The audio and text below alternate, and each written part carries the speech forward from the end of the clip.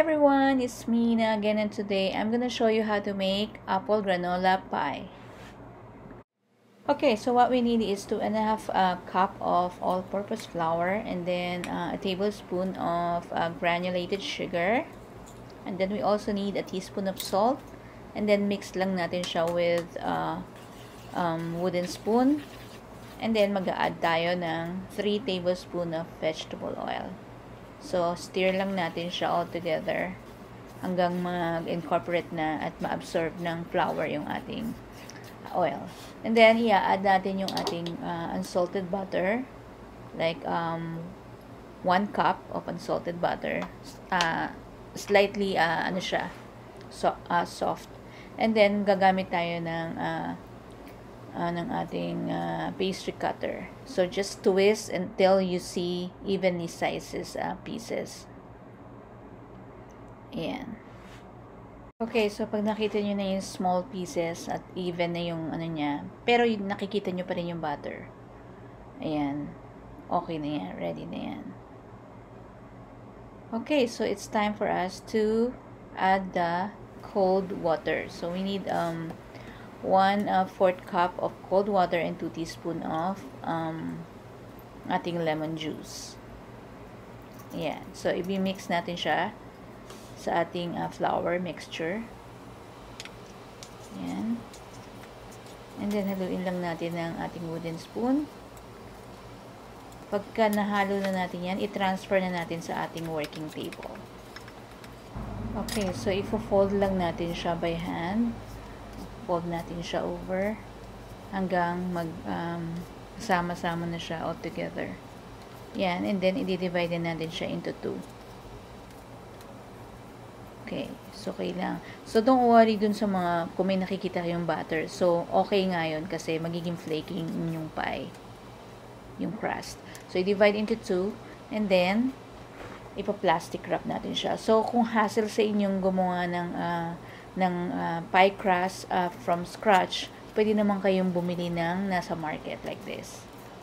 Ayan, so para hindi masyadong hassle. Okay, so let's work on our apple filling. So you can use a Granny Smith apple, yung green apple. Kasi yun ang usually na ginagamit sa paggawa ng apple pie. But if you don't have that, hindi available yon, pwede kayong gumamit ng any kind of apple basta tart. Then slice lang natin siya ng maninipis, and then lagay natin sa separate bowl. Then after nyan, in a separate bowl, just add granulated sugar, and then brown sugar, but I'm using a coconut sugar para hindi masyadong matamis. And then we need cinnamon powder at nutmeg. So, ilalagay ko na lang sa description box yung exact amount ng ating mga ingredients. Okay, so after nyan, nilagay tayo ng flour, 3 tablespoon of flour. And then, mix lang natin siya. Stir natin yan. And then, set aside. Then, back to your apple slices. Maglalagay tayo ng fresh lemon juice, like about a tablespoon.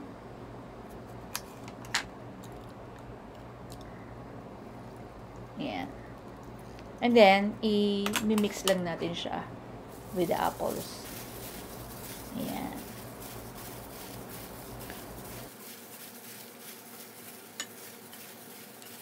Okay, so, at saka natin i-add yung ating sugar mixture.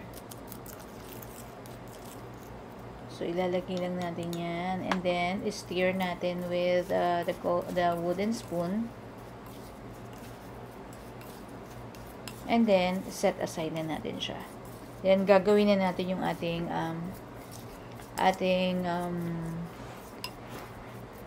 pie crust.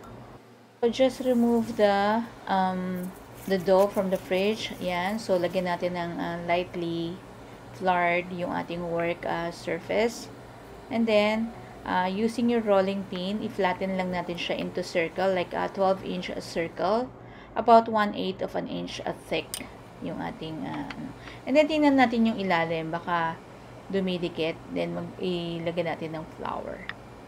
Okay, so, carefully place onto a 9-inch pie plate, kung meron kayong Pyrex. Kung wala naman, you can use yung disposable. And then, tsaka natin ilalagay na yung ating apple filling.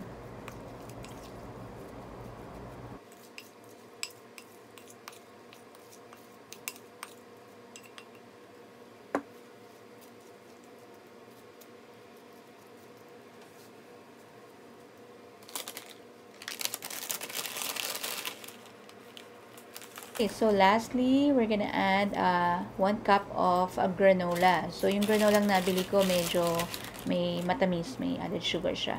So, kaya konti lang yung sugar na nilagay ko. But if hindi matamis yung nabili yung granola, you can add more brown sugar if you like.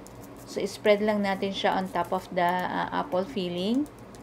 Yan. So, yung ating second round na dough pie, so, ika-cut natin siya into 1/2-inch thick strips.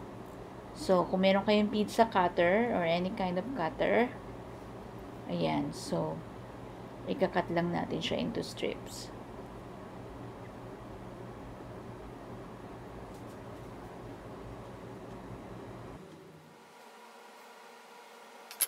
Okay, so just lay strips of dough.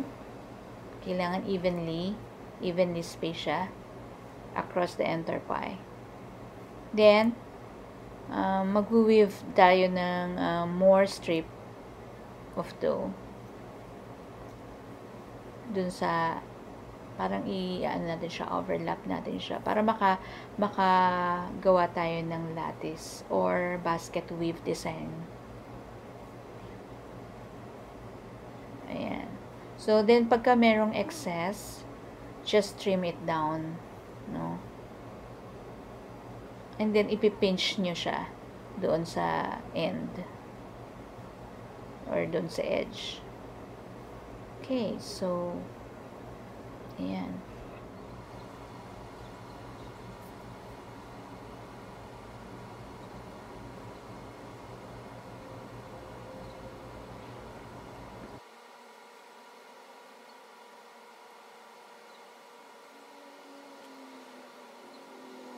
Okay, so ipipinch lang natin yung bottom crust edge and lattice edge together. And flute the edge as desired like that. Yan. Ipo-fold natin yung excess, kung meron kayong excess dough, yan. I-form nyo na lang siya into circle. Yan. So, after nyan, we're gonna brush the surface of the dough with egg and then sprinkle with sugar. So, ako nilalagyan ko ng sugar yung aking egg.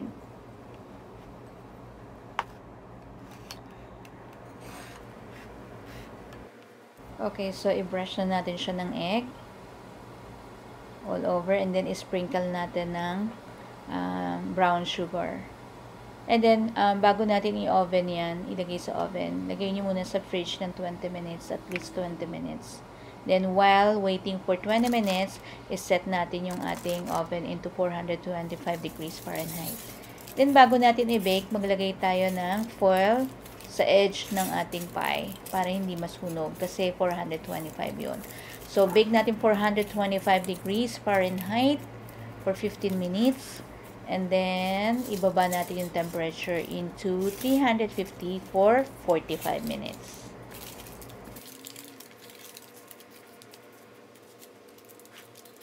Okay, so here's our freshly baked apple granola pie.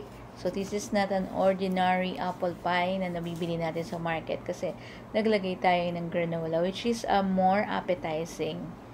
So, sana nagustuhan nyo yung recipe natin for today. And I hope na gawin nyo rin siya sa inyong mga loved ones para ngayong holidays. So, I'm sure na magugustuhan nila yan kasi hindi masyadong matamis na matamis. But if you're a sweet person, pwede naman kayo mag dagdag ng sugar if you like. Okay, so kung hassle naman din sa inyo ang paggawa ng pie crust from scratch, pwede naman kayong gumamit or bumili ng ready-made na yung na nabibili sa market. Ayan, so try na natin to. So, ina-assure ko na this apple pie is very, very delicious. Okay, so I hope you like the video for today and thank you guys for watching.